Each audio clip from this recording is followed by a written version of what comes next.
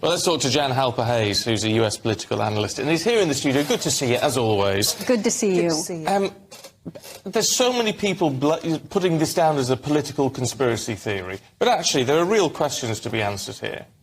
There are? Yeah, of course there are. Of course there are. What he's being accused of, but what part do you think is to answer that the 2020 election is going to be litigated because of this? They've made a huge, huge mistake with this one, because even though we thought what was going to happen was they were going to go after him for treason or sedition, but they did criminally charge him, but they didn't go to that extreme. As a result, he has due process, so he can subpoena people and bring things in. Now, let me say something about this 2020 election, is that Biden is the legitimate president, but he's the legitimate president of what is now the bankrupt U.S. corporation. And that was a treaty in 1871. Well, on September 12, 2018, Trump created an executive order. Within that, he outlined in future elections any kind of foreign or domestic interference, specifically for the 2020 election. So we say, how did he know some of these things were going to happen? Election integrity on both sides of the aisle is tough. It's really tough. But what this has done is it's opened the door for Trump to present his case. Well, that's a good thing, isn't it? Because, what we see on this side of the pond is a very difficult situation where the legal system is politicised in the United States, which is abhorrent to us over here. So the fact that Trump can subpoena, some people saying it's a mistake by Jack Smith, but actually he can subpoena, people can actually see evidence from both sides. That's a sensible move. Exactly.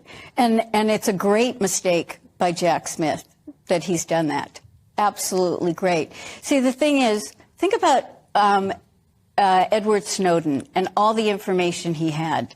Think about the fact that our military, our Department of Defense Space Force, if you think that they don't have the actual real results from the election, then you're fooling yourself. Yeah, but what we do know with this is we're told that there are plenty of notes from people, including Vice President Pence, that there are some recordings of Donald Trump acknowledging that actually what he said in public was nonsense. That some of these states, whether he claimed he was out saying look, Detroit, it's corrupt, it's all corrupt, the results are corrupt.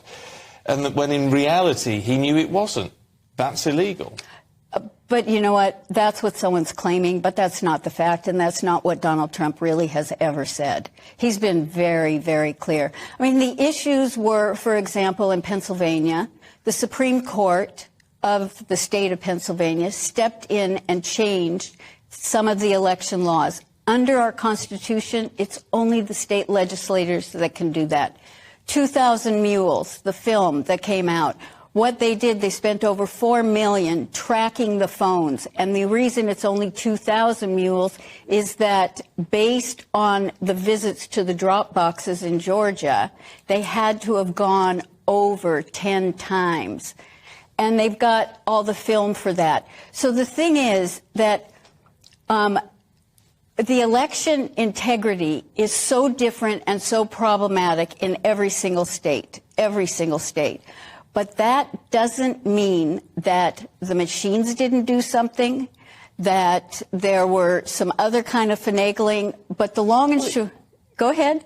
Well, it doesn't... But that's where conspiracy comes in, is it? To say, well, it doesn't mean that something didn't happen.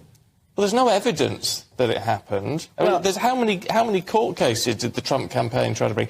Nothing's gone in his favour. Okay, wait a minute. Everyone, the media goes, oh, there were 60 court cases that were rejected. No, there were 3. He won 2, he lost 1, 57 were never heard because they had no standing. And standing means that the person bringing the case has to claim some kind of impact or injury. So it's really, the media did that, and they're great at doing that, but was a fallacy in there. And the thing is that, I sit on a task force at the Department of Defense. And the thing is, they've got the goods. They've got the goods. And Trump knew that if he presented any of the goods early on, we'd have a civil war. That he really felt that the people needed to see how bad it could get. And that's the sense that we're getting from Trump's lawyer about what his defence is going to be. So this is all going to be based on free speech, the First Amendment in the US Constitution, that he had a right to say what he believed. And he believed that the election results were not as was put out. But the point is, if you live in a democracy and you believe in a democracy, then that means that even if you don't like the outcome of an election, you respect that. Because it's a democratic vote. Well, a democratic vote, and so therefore he should be silent about it. He has a right to speak, but the issue, of course, is if he then acts to subvert that election result. Oh, so that because you think he's being criticized because in Georgia he said, can you find me 12,000 votes? Or, the thing is, he didn't try to subvert anything. What he's really done is he set up the deep state to come out, and that's why we're seeing all these things. I mean, it was revealed with whistleblowers and Hunter Biden's ex-best friend that in 2015, the head of Burisma gave Joe and Hunter Biden $10 million bribe. In 2018, Joe is on TV publicly saying that he threatened that unless they got the prosecutor fired, that he wasn't going to let them have their $1 billion in support.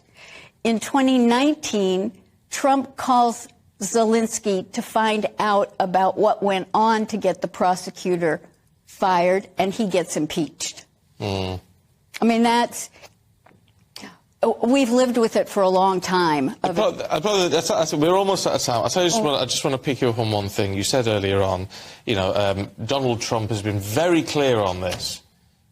Is he a man that you believe? I mean, look, he's about as believable as a chocolate teapot, isn't he? Look, I know that. Oh, thank God you got the negativity in at the end and not the beginning. I can always count on you for that. Always.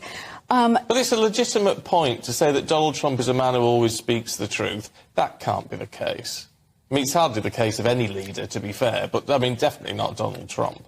Well, I don't know if I said everything or always, because I do call him the embellisher-in-chief, because he's a marketer. But in terms of telling us things, optics, you better believe that he's very much a straight shooter in terms of actions that he's going to take or what he thinks needs to be done. They made fun of him because they assumed he broke protocol and walked in front of the Queen. No, if you go back and look at it, you will see he looked at her. She gave a wave with her hand. He proceeded. She took a couple of steps, he stopped, and he waited for her to join. That was an optic to tell us that he then was going to bankrupt the U.S. corporation because it was the Vatican, the Crown, and the U.S. that was part since 1871. And we were giving you our tax dollars. We were paying back. Forget this Tea Party and without taxation, without representation. We owed you a lot of money because you helped us in the Civil War. And so that is what Trump has now, he told the Queen, I'm ending this. We're dissolving this corporation. We're going to go back to being a republic and we'll all be separate. The Pope wasn't happy. You should find the picture of him visiting the Pope. It took 650 planes to remove our gold from the Vatican Bank. I'm not very happy about it, Jan, to be perfectly honest. We could do with your money at the minute. Keep it flowing, I say. Jan Halberhayes, really good to see you. Thank you very much indeed. You too.